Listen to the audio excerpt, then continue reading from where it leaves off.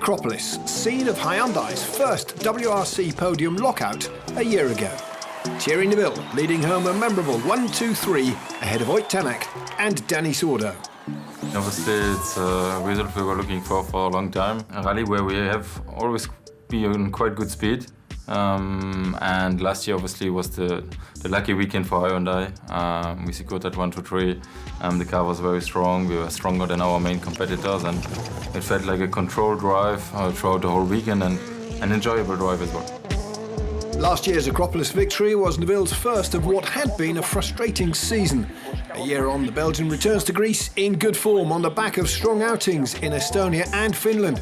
Runner-up both times to revive hopes of challenging for that elusive maiden world title. Still a long shot, some 36 points off with 4 rounds to run. A repeat of last year's Acropolis success would keep him in contention, of course. For all its fearsome reputation, it's an event Neuville enjoys. I mean, there's a bit of different characteristics between all 3 days, and that's what makes it so challenging as well. You need to have a car who works good every day, but also which is reliable and strong for rough conditions. Usually you can push quite hard in Rally Greece, but there are a couple of sections where you need to slow down the speed. You need to predict the good ride height as well to try to keep your car safe from any damage. And then obviously, I mean, it's teamwork, and the reliability in the preparation of the car is very important as well. It can be really hot, lot of loose gravel and stones. The stages are quite sandy and soft many times, so mostly it's just really rough for the cars and the tires.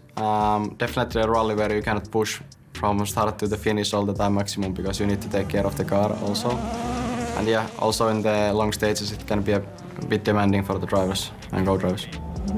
Kalle Rovanperä, winner of the Acropolis on its return to the calendar 2 years ago, in stark contrast to last season, the Finn struggling, opening the road before dropping out on Saturday morning's first pass through the Tarzan stage.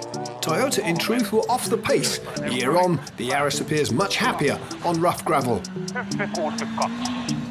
I think we have just improved the car on these kind of areas. We were lacking a lot of traction and grip on these rough rallies.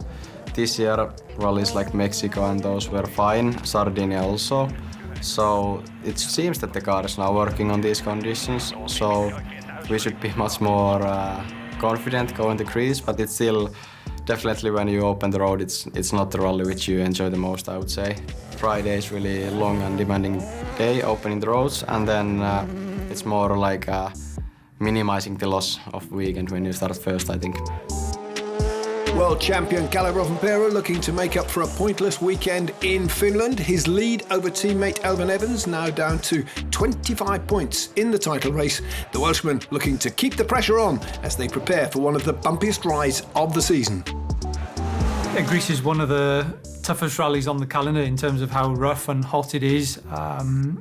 Okay, it's not as extreme as Safari, but then it's probably the one that follows that up, let's say, in terms of the European events.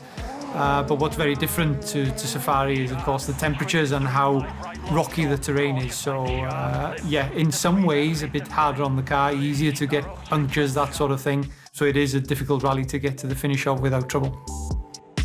It depends on the length of the stage, actually. Are the brakes really getting hot or not? There might be some brake challenges as well. Tires should be okay, but then it's just a question how many hards or how many softs you should use, and yeah, that depends so much where you are in terms of the starting order as well. But still, I would say the driver is the most important thing. Of course, one thing is that pretty warm. This makes you a bit more challenging for you.